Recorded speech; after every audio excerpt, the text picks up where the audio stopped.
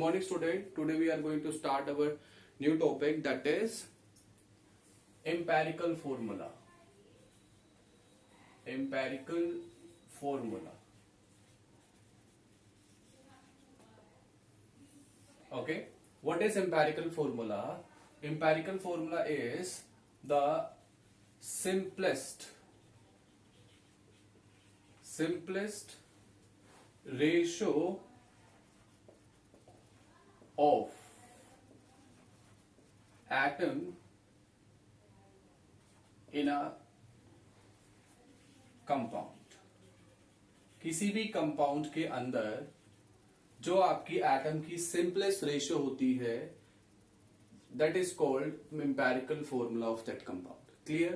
Like if you take an example of H2O. Clear? Now in this case we have two elements, one is H and one is O. So if you want to tell what is the empirical formula of H2O, that is what? That is hydrogen atom is 2, oxygen atom is 1, the empirical ratio is 2:1. ये आपकी empirical ratio हो गई, ये empirical ratio हो गया।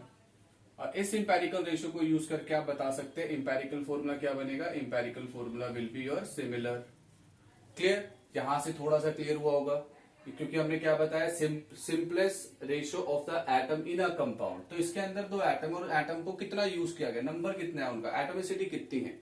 ठीक है। If you take an example of ethylene glycol, ethylene glycol क्या होता है बेटा, C2H6O2। Now for the formation of ethylene glycol हमारे पास तीन एलिमेंट्स हैं, carbon, hydrogen and oxygen. Clear?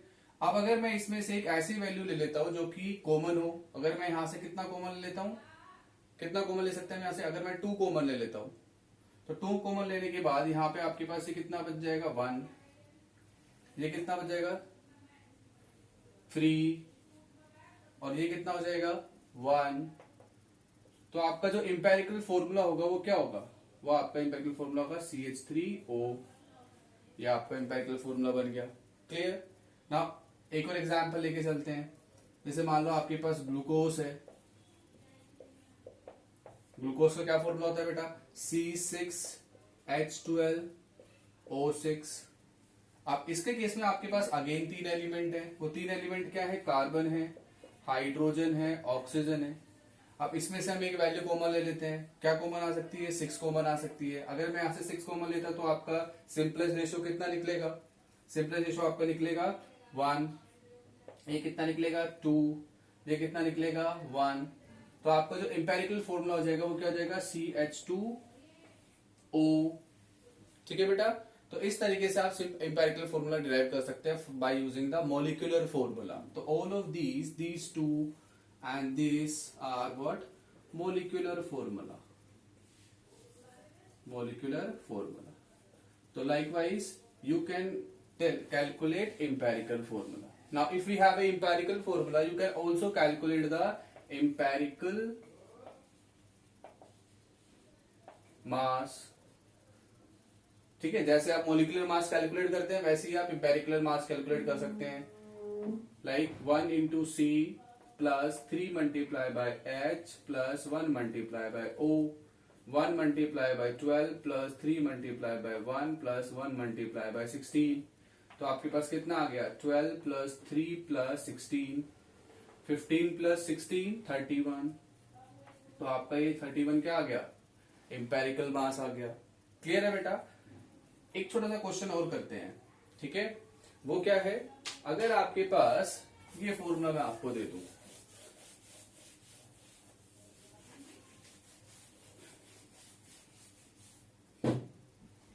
C12H22O11, अगर मैं आपको ये दे दूं तो क्या करेंगे, इसमें तो कोई कॉमन आ ही नहीं रहा है।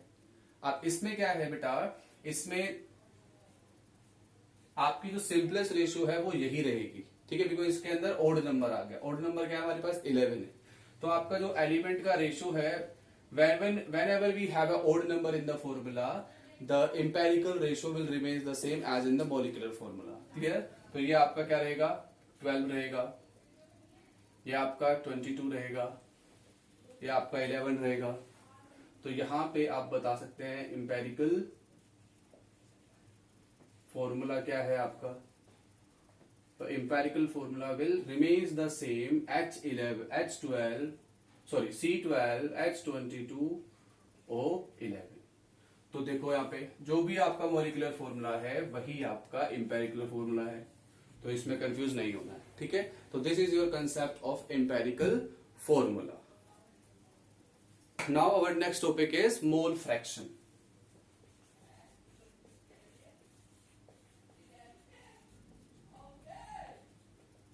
What is mole fraction? Mole fraction basically we study for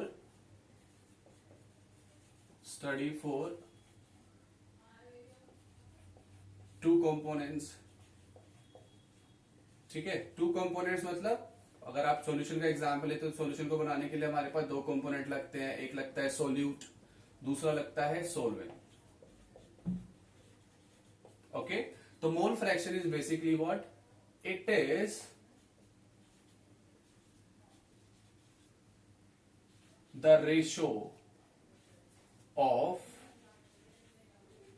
number of moles of component, number of moles of one component, ऐसे करके लिखो, number of moles of one component to the sum or total number of moles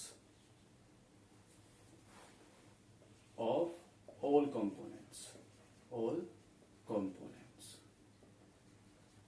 clear? अब जैसे मैंने यहां पे बताया कि मेरे पास दो कंपोनेंट है और ये दो कंपोनेंट मिलके क्या बनाते हैं, सॉल्यूशन बनाते हैं.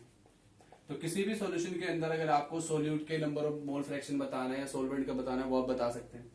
तो if you want to calculate the solute, तो सबसे पहले आप ये करें कि मोल फ्रैक्शन को हम कैसे रिप्रेजेंट करते हैं. मोल फ्रैक्शन को हम x से रिप्रेजेंट करते हैं. क्लियर?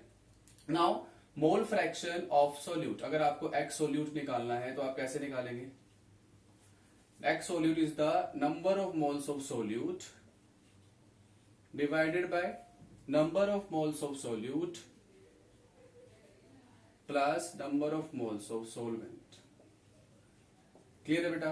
अगर आपको x सोलवेंट निकालना है, if you want to calculate x solvent, that is equal to n solvent upon n solvent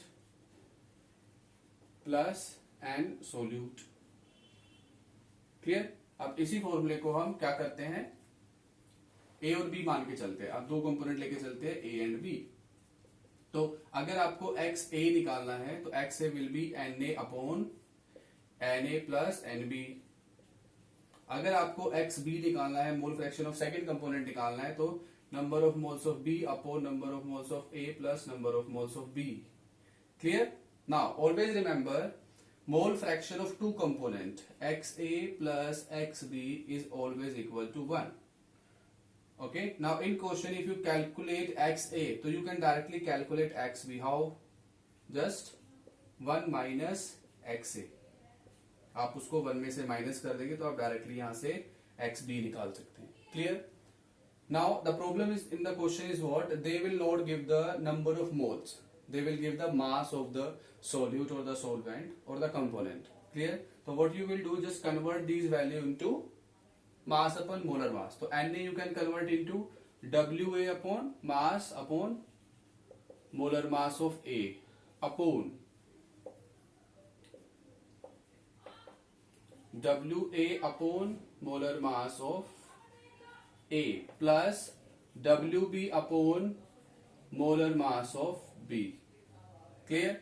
same way में आप इसका भी निकाल सकते हैं. एक्स बी क्या हो जाएगा, x B is equal to W B upon molar mass of B divided by W B mass, given mass upon molar mass of B plus WA upon molar mass of A. Clear? So this is your complete concept of mole fraction. Got it? Now we will do a question, then you will understand better how you will apply mole fraction concept. Okay?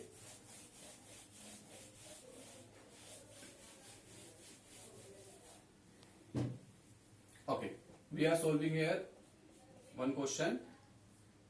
If 20% of ethylene glycol 20% of ethylene glycol present in a solution by percent mass, calculate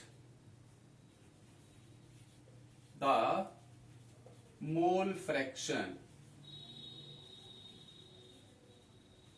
of ethylene glycol. ठीक है, what is the formula of ethylene glycol? अभी हमने देखा है C2H6O2. Clear? तो इस question को करने के लिए आपको क्या याद रखना है, कुछ चीजें याद रखनी पड़ेगी, जैसे कि यहाँ पे वर्ड है परसेंट बाय मास. कितना परसेंट में प्रेजेंट है? 20% में प्रेजेंट है. ठीक है, आपको सिर्फ एक ही कंपोनेंट दिया गया है, आपको सिर्फ इथिलीन ग्लाइकोल दिया गया है, मतलब सोल्यूट दिया गया है, सोलवेंट है ही नहीं. तो सोल्यूट आपके पास क्या है? सोल्यूट आपके पास है इथाइलिन ग्लाइकोल. इथाइलिन ग्लाइकोल का मास कितना है? W is 20. कैसे? क्योंकि उसने बोला 20% बाय मास. 20% बाय मास का क्या मतलब है? 20 ग्राम इन 100 ग्राम. क्लियर बेटा? तो ये आपके पास 20 ग्राम आ जाएगा. तो आप यहां से बोल सकते हैं W is equal to 20 gram. Okay, W of ethylene glycol. आप यहां से आप क्या करें? सबसे पहले मोलर मास निकाल लें. Molar mass of C2H6O2. कैसे निकालेंगे? पता है आपको कैसे निकालना है. 1 multiply by C plus 6 multiply by H plus 2 multiply by O. तो वैल्यूज पुट कर देंगे यहाँ पे, जैसे आप मोलर मास निकालते हैं अभी तक. 2 मल्टीप्लाई बाय 16. तो ये आपका कितना आ जाएगा? 12 plus 6 plus 32.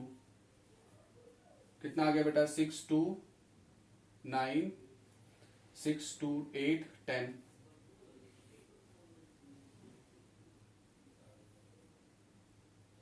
Okay,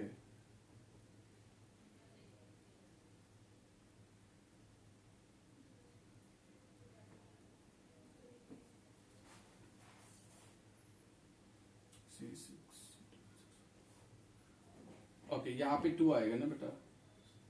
Okay, you can calculate the molar. Now you will calculate the molecular mass of C2H6O2. 2 multiply by this 2 multiply by carbon, 6 multiply by H and 2 multiply by OH. तो ये आपका कितना आ जाएगा? 62 ग्राम. ये आपके पास molecular mass आ गया. Now what is the second component, मतलब सोलवेंट. ये आपको खुद से एज्यूम करना पड़ेगा. वो क्या होगा? आपका H2 होगा, अगर आपके पास सेकंड कंपोनेंट नहीं है. तो सेकंड कंपोनेंट में W कितना है आपका? WH2O इज 80 ग्राम, क्योंकि हमने देखा है वहां पे 20 ग्राम अगर आपका सोल्यूट प्रेजेंट है तो हम क्या करेंगे? 100 माइनस 20 करके आप 80 ग्राम निकाल लेंगे वहां से. अब 80 gram molecular mass of H2O सबको आता है निकालना बेटा. 18 ग्राम होगा ये. क्लियर है? 10th क्लास में आपने सीखा है. Now just what we have to do, calculate the mole fraction. तो मोल फ्रैक्शन निकाल लेंगे. कैसे? मोल फ्रैक्शन हमने निकाला C2H6O2. अभी हमने फॉर्मूला पढ़ा है. तो mole fraction of ethylene glycol will be number of moles of ethylene glycol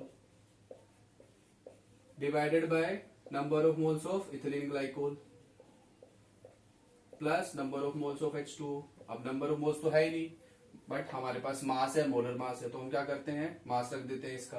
तो क्या रखेंगे? NC2H6O2 को हम कन्वर्ट कर सकते हैं 20 divided by 62 divided by 20 divided by 62 plus कितना गिवन मास है? 80 डिवाइडेड बाय 18. तो जब आप इसको सोल्व करेंगे आपका जो भी आंसर आएगा वो आपका आ जाएगा मोल फ्रैक्शन ऑफ C2H6O2। ठीक है। अगर आपको H2O का भी मोल फ्रैक्शन निकालना है तो आप क्या करेंगे, उसको 1 माइनस एक्स C2H6O2 कर देंगे तो आपके पास XH2O आ जाएगा। क्लियर बेटा? तो this is your concept of mole fraction.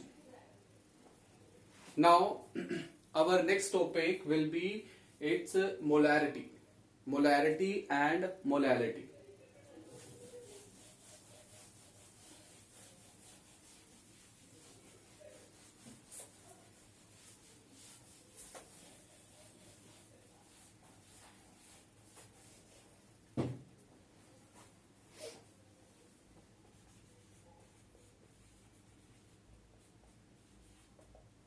Molarity is represented by capital M, and the definition of molarity is, it is defined as number of moles of solute,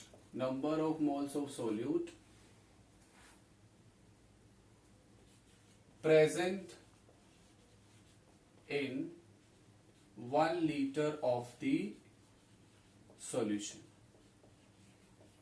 1 liter of the solution. Clear? तो capital M is equal to number of moles of solute divided by volume in 1 liter. ठीक है, ये आपका रहेगा। तो N को आप convert कर सकते हैं W solute upon molar mass of solute. बेटा एन बार बार यूज हो रहा है आपका, तो आपको एन पे ध्यान रखना है कि अगर आपको क्वेश्चन में एन नहीं दिया है तो आप उसको मास अपॉन मोलर मास से कैलकुलेट कर देंगे। ठीक है। नाउ अगर आपका वॉल्यूम भी एमएल में दिया है तो उसको भी आप कन्वर्ट कर लेंगे। वॉल्यूम इफ इन एमएल तो आप उसको 1000 से डिवाइड करके एमएल में कन्वर्ट कर देंगे। ठीक है। एक क्वेश्चन करते हैं बेटा इसके ऊपर। Calculate molarity of the solution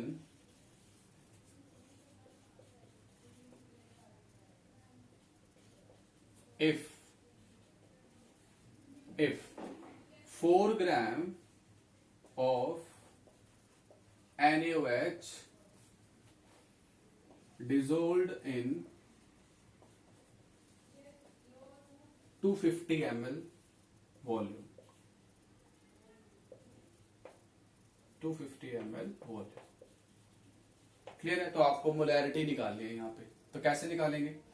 question में सबसे पहले आपको क्या करना होता है, गिवन लिखना होगा। गिवन लिखेंगे, we will write the given values. W NaOH that is 4 gram. Then you have to calculate molar mass of NaOH. ये आपको कैलकुलेट करना पड़ेगा। कितना आ जाएगा बेटा? 1 multiply by Na plus 1 multiply by oxygen plus 1 multiply by H, that is 1 multiply by 23 plus 1 multiply by 16 plus 1 multiply by 1। तो ये कितना आ गया? 23 plus 16 plus 1 कितना आ गया बेटा? 40 ग्राम आपका मोलर मास आ गया। Now you can write the formula. Molarity is equal to mass upon molar mass, मतलब number of moles of solute divided by volume. Volume कितना था? वॉल्यूम आप यहाँ पे लिख लो, वॉल्यूम इज 250 ml। ठीक है। सारी वैल्यूज को पुट कर देंगे। 4 अपॉन 40, वॉल्यूम इज 250, लीटर में कन्वर्ट करेंगे बेटा। तो यहाँ पे कितना आ गया? 4/10, दैट इज 0.4। तो ये आपके क्या आ गया? मोलैरिटी आ गया। This is the unit of molarity, moles per litre. Clear? तो मोलैरिटी इज इक्वल टू 0.4 मोल पर litre. Now next topic is what is the effect of temperature on molarity? What is the effect of temperature on molarity?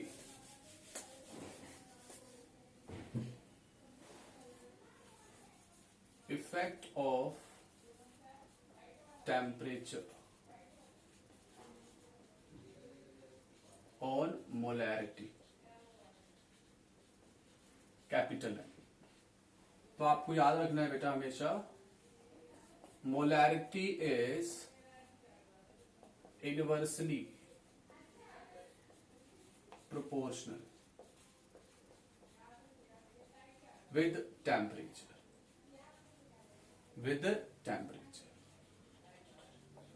okay, means m is inversely proportional to 1 by t. why? इसका reason क्या है बेटा, ऐसा क्यों है? क्योंकि आपका जो वॉल्यूम है वो डायरेक्टली प्रोपोर्शनल होता है t के, v is directly proportional to t. If v is directly proportional to t, आप फॉर्मूले में देखिए, फॉर्मूले में आपका जो यहाँ पे मोलैरिटी जो है वो वॉल्यूम के इनवर्सली प्रोपोर्शनल है। अगर आपका टेम्परेचर बढ़ेगा वॉल्यूम घटेगा, वॉल्यूम घटेगा तो आपका मोलैरिटी बढ़ेगा, इसीलिए m is inversely proportional to temperature. Clear? तो ये आज का टॉपिक है। नेक्स्ट क्लास में we will discuss molarity and the effect of temperature, as well we will do the balancing and the limiting reagent. Thank you so much.